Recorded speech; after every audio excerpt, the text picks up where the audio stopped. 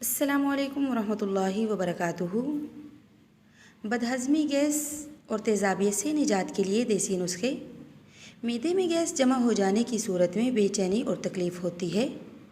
इसका बहुत आसान और कुदरती इलाज मौजूद है। ये नुस्खा गैस और पेट के लिए निहायत मुफीद है। 1 कप पानी में 1 चम्मच लहसुन का जूस, आधा चम्मच बेकिंग सोडा, 2 अदद इलायची, थोड़ा सा पुदीना डालकर खाने के बाद इस्तेमाल करें। मैदे के इमराज से निजात के लिए आसान घरेलू टोटके: सौंफ, धनिया, छोटी इलायची के दाने। ये सब चीज़ें पंसारी की दुकान से आसानी से मिल जाएंगी। इन सब चीज़ों को हम वज़न लेकर अच्छी तरह कूट लें। 1 चम्मच किसी भी खाने के बाद पानी के साथ इस्तेमाल करने से मैदे के इमराज ख़त्म हो जाते हैं।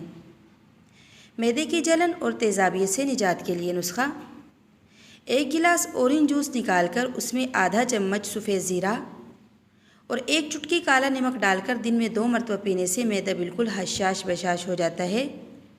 मैदे की जलन और तेज़ाबियत ख़त्म हो जाती है।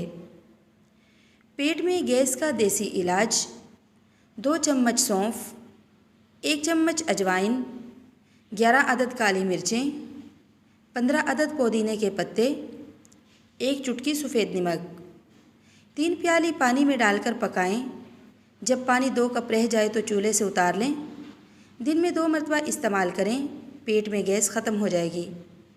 1 खाने का चम्मच अदरक का रस सुबह निहार मुँह पीने से पेट कम होता है और पेट में गैस भी पैदा नहीं होती।